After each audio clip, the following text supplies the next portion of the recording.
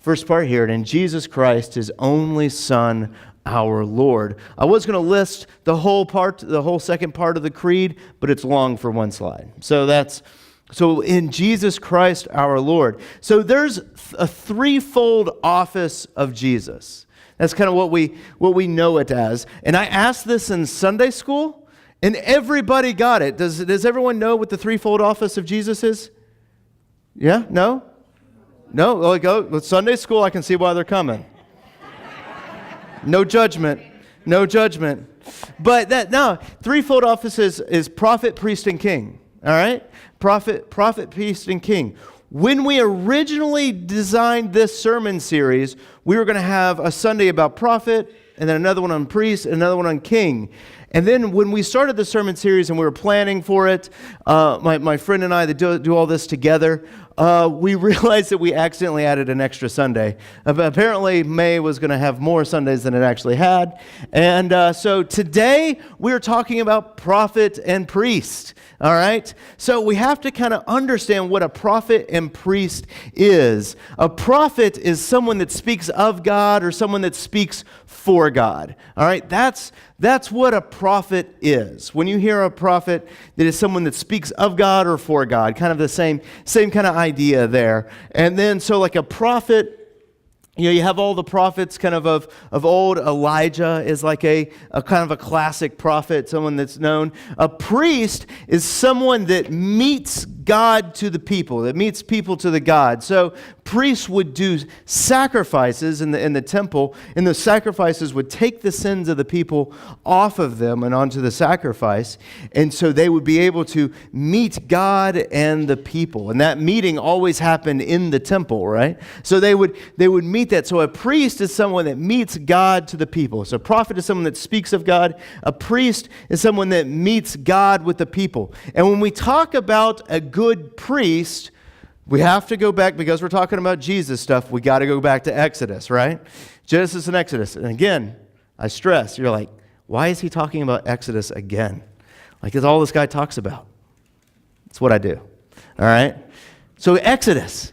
So Moses was in Exodus, and the part of the Exodus story is that God's people were in slavery, right? To Egypt. They're in slavery. God pulls them out. They go through the Red Sea. They go up on top of the mountain of Sinai, get the 10 Commandments, get the new covenant, and get the covenant from God. And then they wander around in the wilderness for 40 years, right? That's Exodus. And we're in this wilderness wandering now, here at the end of Exodus.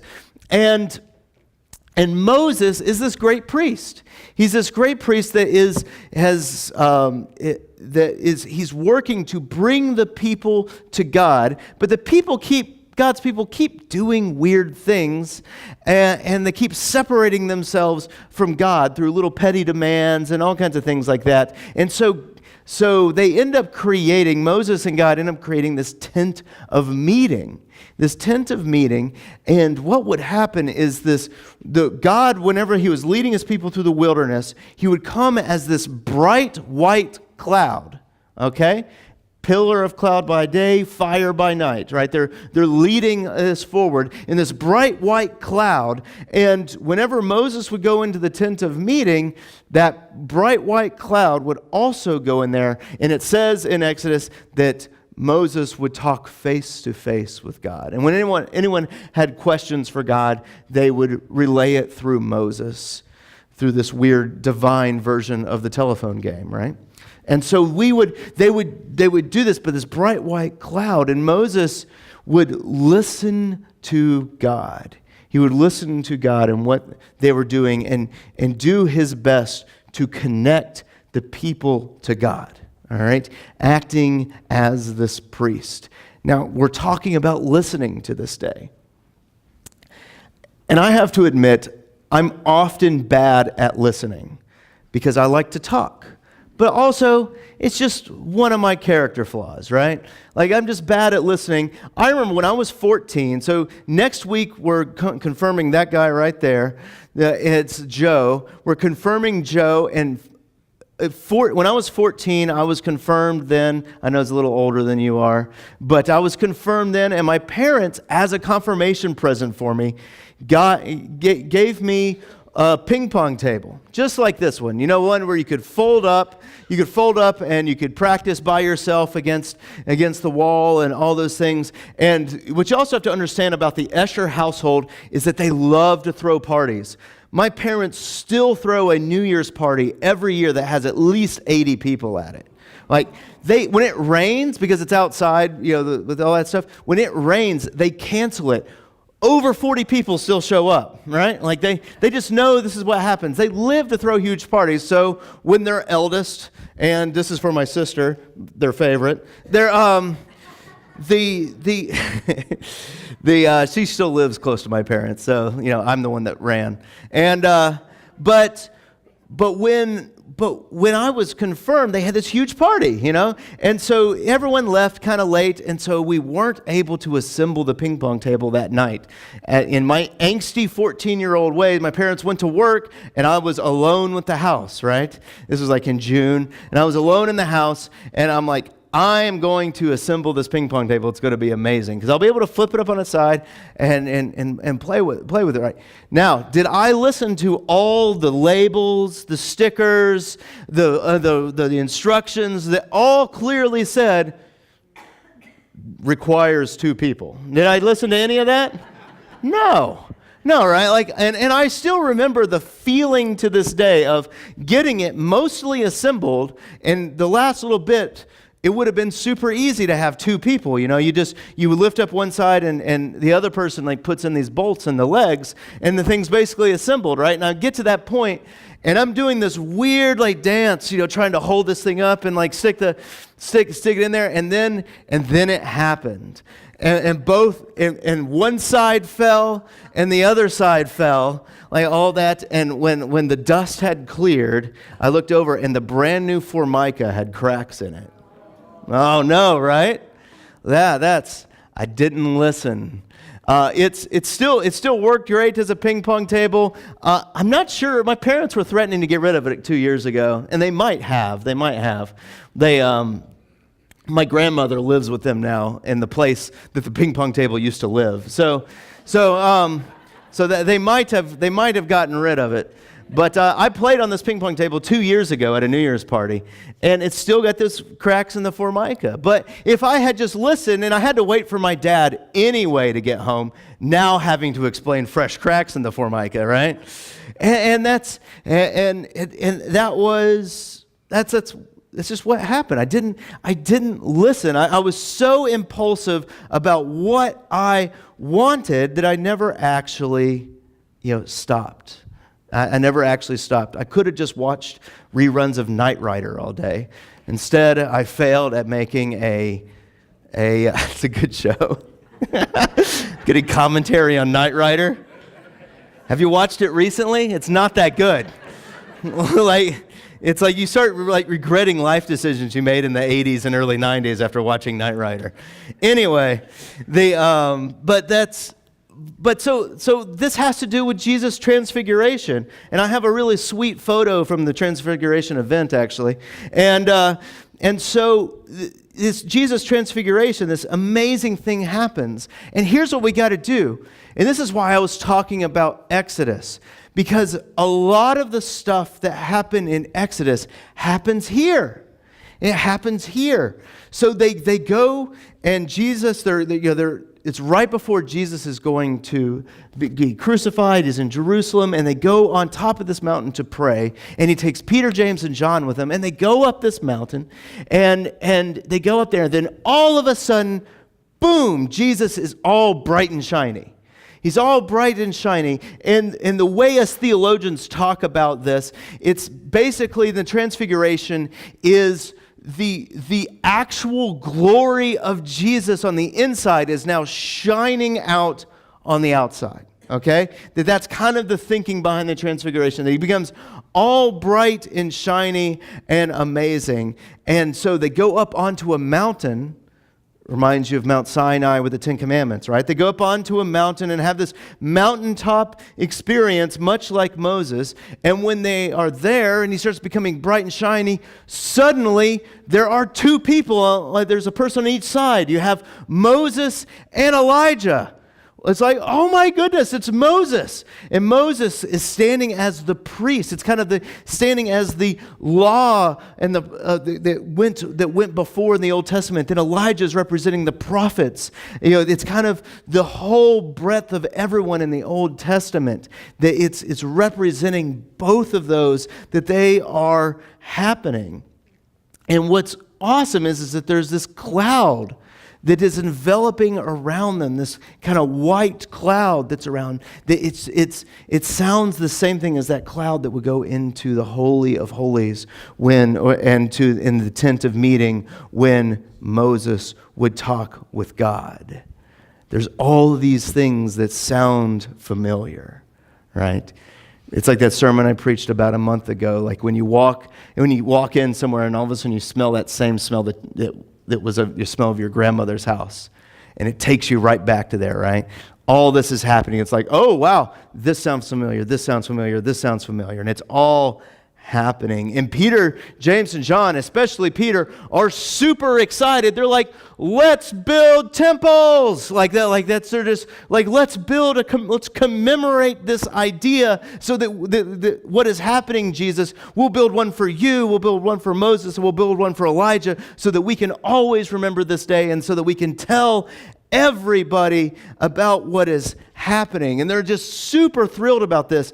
And then the cloud shows up, right? And out of the cloud, it says, I had something more pretty. Here we go. While he was still speaking, while Peter was still speaking, behold, the bright cloud overshadowed. See, there's a cloud overshadowed them, and a voice from the cloud said, "This is my beloved Son, whom I'm well pleased. Listen to him." You hear it? Listen to him. Listen to him. Like that, and we'll see we'll read some stuff here in a second, but we don't do a whole lot of listening. We usually do a whole lot of telling, right? Because most of our prayers tend to be, oh God, this is what I want, right? Which is fine. That's a good prayer. That's like step 1 of praying.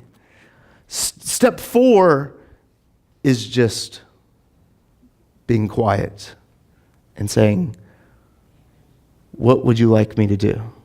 Right? Like that's kind of what, are we listening to him? There's a theologian named Michael Frost, and he's a Kiwi. He lives down in New Zealand, and he's down there, and I think it's a good example of listening to the community. And I can't remember the name of his town that he lives in, but they were having a huge issue with just alcoholism all over the streets of their town, and there were lots of violence and lots of people going to the hospital because of it. On Saturday nights, in the middle of the night, the bars would close and everyone would fill the streets and there'd be fights in there. Girls were taken advantage of, and just all these things. And the mayor of the town didn't know what to do. He didn't know what to do about this. So he went to the churches and it's like, maybe you guys can help us. Like we've tried all this stuff and we cannot stop this flow of violence. And so the churches started getting together, and their big rallying cry was, we are going to create on Saturday nights, we are going to have some superbly good Christian concerts, right? And then when you started looking at what they were going to be, they were going to be like these awesome Christian concerts, and they were going to be done at about 11 o'clock. Well, and this guy was going, they're going to be done at 11 o'clock. Like, the city doesn't have any problems till like 1 or 2 in the morning. Like, by the time you're done, you're fast asleep thinking that you've done like this amazing thing for the community, when in fact it's just gone downhill again. And this guy was going, I think we need to listen to the community and find out what they need. And he said what they ended up doing is they put on, as he describes it, a very uncool t-shirt that says street pastor on it. And they walk around through the middle of the night. Someone's texting me. And they walk around through the middle of the night, and they they help people. That when there are girls that are too drunk to walk on their heels anymore, they've got little flats that they keep in their bag. When people are too drunk to be able to even hail a cab, they help them get home. When people are wanting to create fights and cause problems and mischief for one another, they break it up and they get them all to go home safely. And they said that the purpose of this is never to tell anybody about Jesus. Like, it's not the purpose of it. But he goes, it's rare that a night goes by, one of those weekends goes by, where we don't talk to someone about good news and redemption and God loving them. He goes, it's never our goal. And he says that there are pastors that are involved in it that say, I'm done. Like, working till 3 a.m. on a Saturday night is hard for a pastor. And they're like, I can't do it anymore. And he goes, every time someone threatens to leave like that, they end up having this amazing story from the night before. And it all meant that they were listening. Are you listening to him? Are you listening? Because I've had this conversation a lot, because I don't think a lot, and I'm guilty of this too, I don't think we do a whole lot of listening.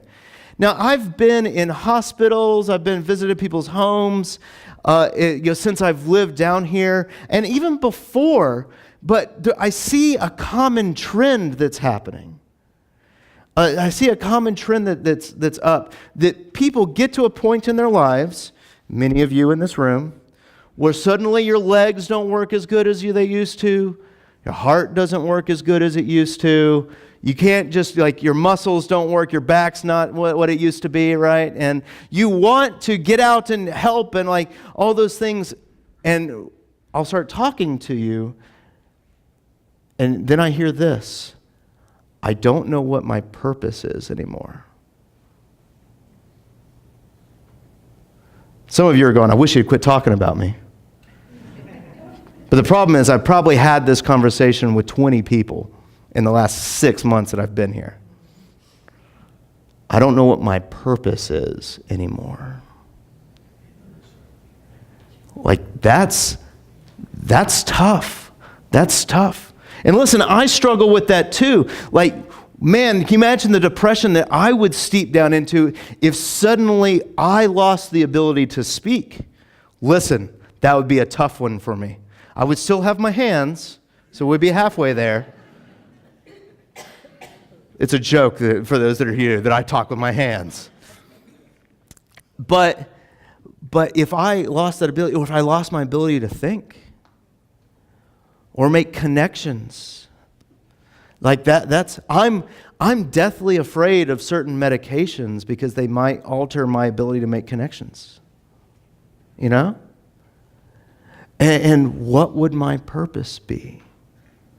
And when I start hearing that, and I start hearing that come from my own words, and when I was writing this sermon, I was like, have we defined ourselves like Peter, James, and John, that we need to create this so that we can honor you, God, rather than listening? Rather than just listening. You're listening to where he would have us work to this day. Where even if our knees hurt, our backs hurt, and we can't move around, where he has us in this day. Where we are content with saying, all right, I'll be quiet. I will listen. I will listen. Because we continue going on and looking at other verses here. Just down a little bit from that last one, you have verse 9. And as they were coming down the mountain, Jesus commanded, tell no one of the vision until the Son of Man is raised from the dead. Like, normally you see something amazing, you're like, I just had the best slushie I've ever had in my life, right? The Slurpee at the 7-Eleven on US 1 is amazing, right? There for a while, the neighborhood market gas station had 25-cent refills. I told everyone about that deal, right? It was like the gospel of the fountain drink refills. We see amazing things and we're like, yeah, this is what we're supposed to do, right? And then as they're coming down, he says, wait, listen. Listen. Now, he's already raised from the dead, so go tell everybody. But still, listen. And we skip down a little bit more, and they were talking about Elijah. And Elijah did come, he said, and he will restore all things. But I tell you that Elijah has already come, and they did not recognize him, but did to him whatever they pleased. And they're like, oh my goodness, he's talking about John the Baptist. And they beheaded him. And that's I think why we need to listen. Because we can work ourselves up into a frenzied pace where we start just wanting and praying and seeking after just whatever we want. And we don't stop to listen, and we might actually miss the prophets amongst us. Right? Because we refuse to listen. Because we refuse to understand what's going on. So this voice from the clouds is telling us, this is my son in whom I am love. Listen to him. Listen to him. And that's the good news for us all, is that he, even through Peter, James, and John and the disciples, they're all missing it. They're all missing it. God still comes. And even though they want to act first and think later and all those things, Jesus still comes. And he dies. He acts as that priest. He acts as that priest that connects us to God, that he becomes that sacrifice that makes us part and close to God.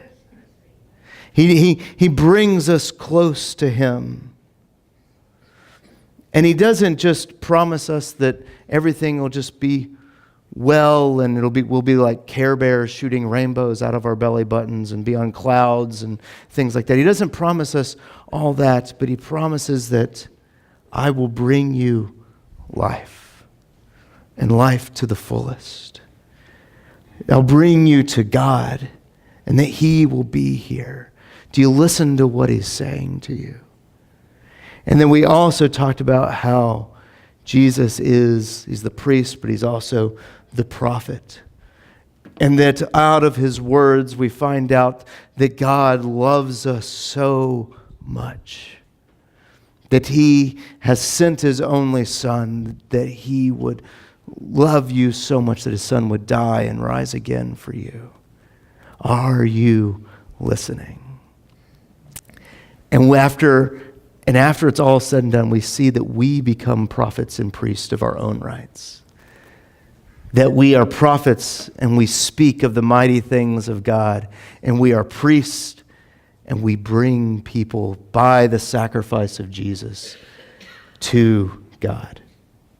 So, are you listening? Are you listening? But even when you're just being dense, whenever you're acting like me and you get in your car and you turn on the radio immediately, or you get at home and you turn on the TV immediately, or you throw your nose into a book immediately, or whatever, and you're just not listening, even through all of those, you not listening still doesn't mean that Jesus didn't die and rise again for you. You are forgiven. And he loves you dearly. And that's very, very good news. Let's say a prayer.